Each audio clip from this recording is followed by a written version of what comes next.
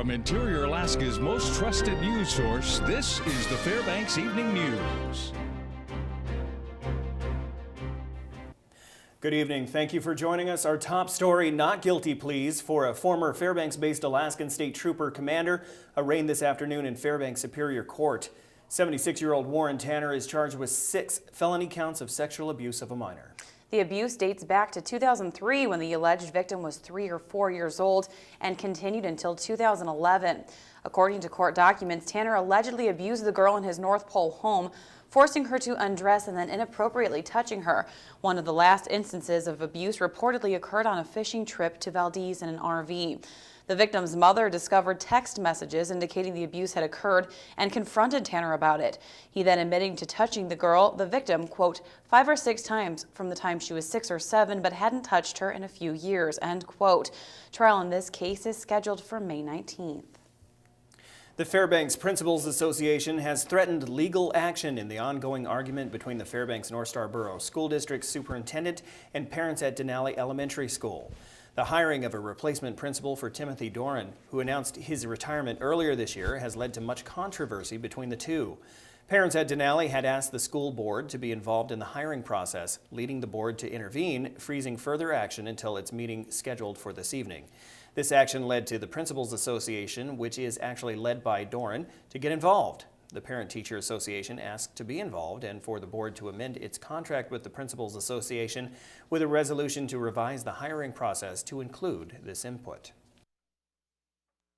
We're just kind of confused why the principals aren't supporting the parents and what the parents want for their children at the school where the principal is going to be teaching. We just really want the school board to allow a parent-teacher community committee to help with the hiring process, and we understand that we don't have the final say, that the superintendent has the final say, but we still think it's important that the parents and teachers and communities' voices are heard about what they think and what they want in a principal. Not guilty pleas for 2 men arraigned today in Fairbanks Superior Court after reportedly robbing a man at gunpoint in the parking lot of Fred Meyer's. 22-year-old Jordan Valentine and 22-year-old Jovan Askew are charged with robbery in the 1st degree and theft in the 3rd degree. According to an affidavit, the two reportedly jumped into the victim's vehicle in the parking lot of Fred Meyer's West and held him at gunpoint, demanding his wallet, phone, and money. The victim gave the men his belongings and they left the scene.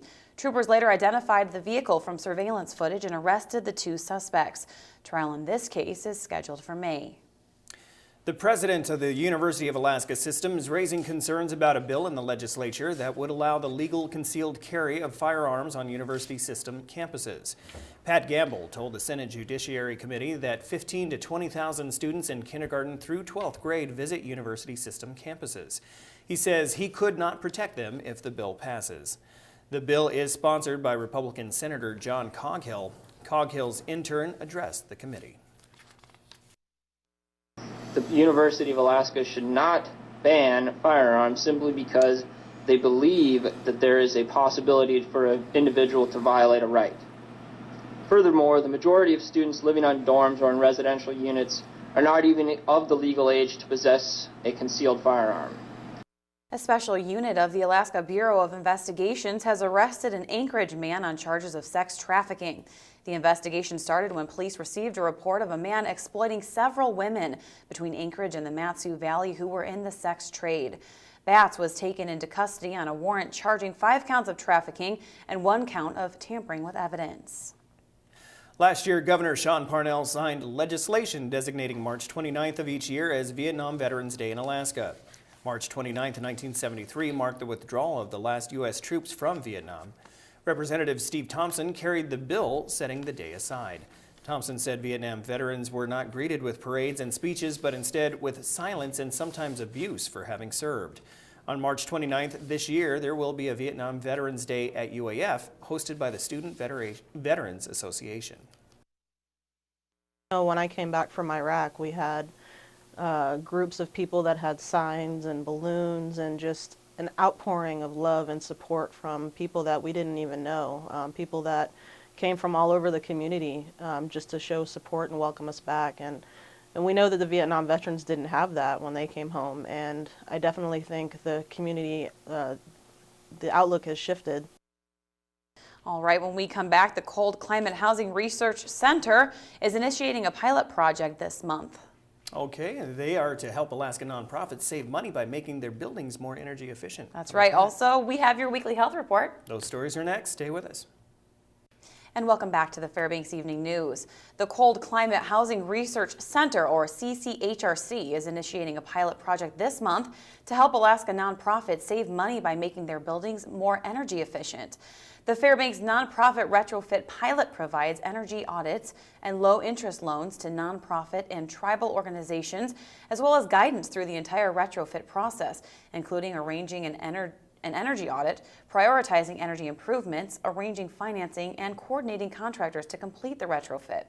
If successful, the pilot project may pave the way for a statewide private financing model for small to medium-sized energy efficiency projects. This program is designed to help nonprofit organizations and tribal organizations in the Fairbanks North Star Borough lower the cost of heating and supplying their buildings with electricity so they can spend more money on mission and provide the essential services they do in the community. If you would like to learn more about this program and see if it will benefit your agency, go to their website at www.cchrc.org/FNRP. A Trapper Creek man was rescued in part by help from his dog. Alaska State Troopers received a report of an active search and rescue in the area of Jake Lake. Witnesses say that a snow machiner in the area was approached by an Irish setter dog named Amber, who led them to her owner, an injured snow machiner lying in the snow. 52-year-old Otis Orth of Trapper Creek had crushed his snow machine and had been lying in the snow since the day before. Amber remained with the owner, keeping him warm overnight until she heard the snow machiners go by and grab their attention. Local cabin owners then assisted in keeping Orth warm until medics arrived. Now, Orth did have multiple injuries and was transported via Life Med helicopter to an Anchorage hospital where he is listed in stable condition. The dog Amber was turned over to an acquaintance of the victim. As we reported yesterday, Fairbanks Community Mental Health Services received good news from the state. In this week's health report, we learn how the company is beginning to grow. Tyson Paris-Hansen has more. When the largest interior mental health care provider closed unexpectedly in September, an Anchorage-based company stepped in to fill the void. But the long-term future for Fairbanks Community Mental Health Services was unclear until this week when the state extended their contract for another 2 years. You know, we've gone through this wild transitional period, successfully have weathered that. And to have that, all the work by the staff recognized and have the state recognize the kind of the chaos that this has caused to the Fairbanks community. We're just excited that we can serve the community long term. She says this stability will benefit the clients as well as the company. We're currently adding 2 staff positions and looking at adding some more clinical staff here in the near future, but we're already starting to grow. And we're hoping to add additional medical staff and get a full-time prescriber here for Fairbanks. Keeping a full-time psychiatrist in Fairbanks to prescribe medication has been a challenge in the past, but the agency is creating new solutions. We're putting telemed services into place so that even when our doctors are in Anchorage, we would still have the ability for them to have doctor's appointments and do prescriptions and all that from a distance. Fairbanks Community Mental Health Services will have the state contract until July 2016. Tyson Paris-Hansen, News Center 11. The Health Report is brought to you by the Ear, Nose, and Throat Clinic, located in the Medical Dental Arts Building. Call 456-7768. Hey, Joe, how's it going? I'm doing well. How are you guys doing? Oh, doing well. Good. What you cooking up today, Joe? Well, we have the Nana Corn today. It's Tuesday. And we caught up with the ski team before their trip to the NCAA Championships. They have a chance to do very well. You're going to see why. Also, the men's basketball team, they get a slew of awards before their conference tournament. All that and more next.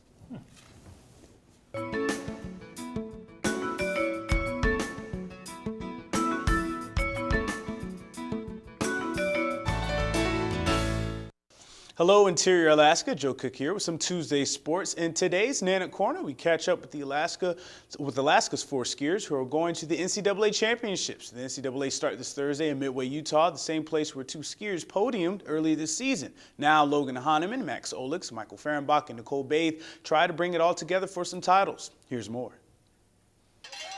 4 skiers will represent UAF at the NCAA championships this weekend. One of the 4 is junior Logan Hahnemann, who is making his 3rd appearance. This year's Nationals has been his #1 goal, and he has high expectations. Right now, my personal goals is obviously All-American in both races, but I think there could be a little bit more there. You know, maybe a top 5, so that's the goal. There is I'm gonna push for a top 5 in one, but a top 10 in both. Sophomore Michael Fehrenbach is back for his 2nd round of NCAAs. He talks about what he learned last year. Last year I learned it's still a different race in Central Region, so you have to go in little bit different because other skiers are there who are actually as fast as you. In the Central Region there are a few skiers only who are really close together, and then the other ones kind of. So it's like a different race because a lot of bigger skiers are there. Senior Max Olix will also be at NCAAs making his debut. He's recently been training in Colorado. And fabulous freshman Nicole Bathe, NCAA region champ, is the only woman going to the big races. Bathe isn't worried about being the lone wolf. She feels prepared. I definitely just have to have some confidence in myself, and I really like skiing beforehand with Christina, and she really helps with mindset, and she really tells you that, you know, you can do it, and Scott does too, and they believe in you, which really helps out on the course, and they're always out there cheering for you and telling you exactly where you are, which is, for me, the most helpful thing that I can have. The skiers are going back to familiar trails at Soldier Hollow in Midway, Utah. Hahnemann and Bathe placed 3rd in Utah for U.S. Nationals earlier in the year. It'll be hot and high in Utah, but they know the course. And head coach Scott Jerome says his staff is taking more of a hands-off approach. And sometimes it's just, like you said, it's just a matter of standing back and making sure they don't stub their toes. You know, we offer guidance at this point in time, but, you know, they made NCAAs for a reason. They're really good, and they understand what it takes to race fast. So certainly we offer our advice and guidance, and especially about training, like what to do and what not to do. The NCAA championships start this Thursday. Nana Corner, brought to you by Sports Medicine Fairbanks.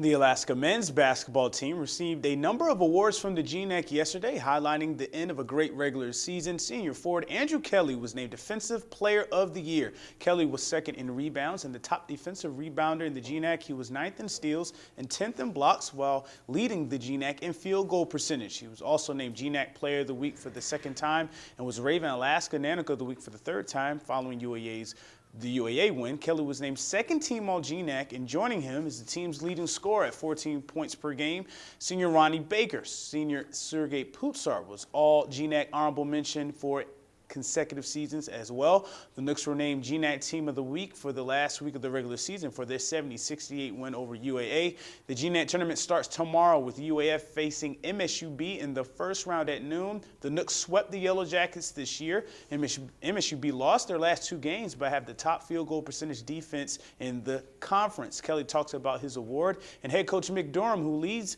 the reigning GNAC Team of the Week, thinks their experience will be key in this tournament. That was actually one of my goals before I started the season. I even wrote it down in my little journal back home. But yeah, it feels really good to be recognized that to be the Defensive Player of the Year. I worked hard at it. My team worked hard at it, and I really couldn't do it on my team. So I'm just proud of everybody. I'm just I got it, I guess. We played 2 tournament games last year. We played in the semis last year, so we happened to play MSU Billings last year in the 1st round. So no, we definitely have the experience to lean on. We've been there, and hopefully that'll make be a big factor in things.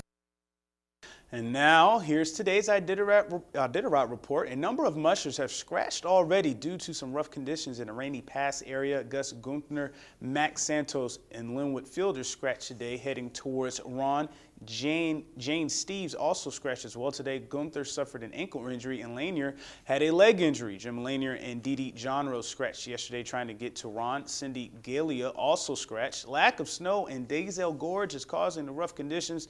There are 62 mushers left. Of the 62, here are your top 5. Sonny Lindner, the longtime veteran, is your new leader with 15 dogs. Into Nikolai, he's also the first. Into McGrath, just got that in just now. The ever-popular Hugh Neff is second, and Ali Zirkle, who's finished twice in this race in second place. She's third. Nicholas Pettit and Aaron Burmeister round out the top 5. And that's all the time I have, but stay warm, Alaska. Mike Schultz is next with your full weather forecast, and we'll catch you next time. Hello, everyone. Welcome back into Fairbanks Evening News. Mike Schultz with you once again, taking a look at the weather. And the clouds moved in, a few snow flurries here and there. We are definitely going back to a winter-type look out there. That's going to continue for the next few days. We'll talk about that in a little bit. Again, another nice aurora shot. This one sent in by Craig Person. We'll call this a dancing aurora for obvious reasons. Really beautiful shot there. Nice colors, the greens, the blues, the purples. Great photograph. And again, as always, if you have a photograph to share, send it to photos@ktvf11.com. Out at the airport right now, here's what it looks like. 18 degrees. That's our high for the day. The overnight low 7 below.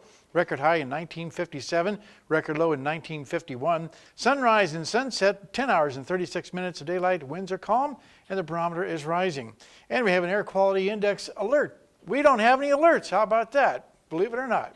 For the first time in a long time. Yeah, really, it's worth cheering for. That's good news to pass along. Here's what's going on as far as our satellite and radar. You can see more moisture coming up from the Gulf of Alaska, but our moisture is coming in from the northwest, across the Bering Sea and then across the northwest part of Alaska, and it's just kind of setting up shop over to the west of us and helping spin a little pockets of moisture, giving us light snow. What's going on across the rest of the state? Well, again, very, very quiet weather pattern across southeast Alaska, the Gulf of Alaska, mainly cloudy skies, sunshine up and down the west coast, partly cloudy skies at Barrow, and partly cloudy skies also in Fort Yukon. Lower 48 weather. More rain falling across the Pacific Northwest, and some rain has moved in over parts of Texas, while thunderstorms rumble over the eastern side of the country. On our satellite and radar, you can see much moisture moving across the bayou states here. In fact, it was freezing rain this morning at one time in the Houston area, and a lot of moisture moving across the Pacific Northwest and the western coast. And again, for Wednesday and Thursday, strong winds expected from Washington down through Oregon and Northern California, heavy mountain snows, and more rain expected there. The overall picture calling for the jet stream to be taking a pretty good dive once again, bringing more cold air across the northern part of the country, while down to the south things warm up and skies clear out. It looks pretty good. Back to Alaska's map for tomorrow, for the weather I should say. You're looking for flurries for Barrow, mostly sunny skies for Nome, snow likely in the Fort Yukon area. Here in the interior for Fairbanks, Healy, and Delta Junction, a little bit of light snow off and on with maybe an inch expected at the most. Over southeast Alaska, looking at lots of sunshine for Juneau and Ketchikan. And out to the southwest, we have, for the most part, rain and snow at Cold Bay and Kodiak, and partly cloudy skies in Bethel. And over the south central regions, looking at 2 to 5 inches of snow for Valdez, 1 to 3 in Anchorage, and just cloudy skies at Homer. Okay, time once again for our kids' weather. This week, talking with the kids from Chinook Charter School. Here's a young lady with a picture. Hi, my name is Grace, and I'm in Aaron's class, and I'm in 4th, 5th, and 6th grade class. This is my picture I drew. I drew this because soon summer's going to come and it's going to rain, and I like to jump in the puddles and the flowers will grow. And tomorrow night, we'll have another young lady with a weather question. All right, here's your forecast for the remainder of the night. Looking at periods of light snow and not as cold as last night, 4 degrees below zero. Tomorrow's forecast, more light snow off and on throughout the day, maybe an inch of snow, 12 degrees. The extended forecast calling for temperatures to just about hover right around the mid-teens each day. A little cooling off by Sunday and Monday into the single digits, while overnight lows will also cool off. As you can see, our overnight lows dropping down to around 8 degrees below zero. All in all, not too bad, and no more precipitation expected after Thursday. Sounds good. Yeah, what happens when there's snowfall on those ice sculptures out there at the ice park? They just blow them off. Do they? Really? Yeah, Okay, so it doesn't set into the... Wait a minute. Let me talk about something more important really fast. Yeah. Joe, it's going to be warm, and you still haven't gotten out there on the ski hill. When are we I have not. Hey, I'm a busy man, so... He is not too busy to go skiing. I have to find the time somehow, somewhere. Yeah, work that out, guys. We're going to work it out. I think the viewers would love to see you on the ski hill. They already... They saw you kind of already have. window. Yeah, it's close enough. They're not going to forget him being a goalie, that's for sure. Okay, thanks, guys. That'll wrap up this edition of the Fairbanks Evening News. We are glad you could join us. Tonight on NBC Nightly News, Russia tightens its grip on the Ukraine as Secretary of State John Kerry heads to that region. That's coming up next with Brian Williams. And you can join us here 6 days a week at 6 and 11 or online anytime at webcenter11.com. And that will do it from all of us here at the News Center. Have a good night, and we'll see you back here at 11. Good night.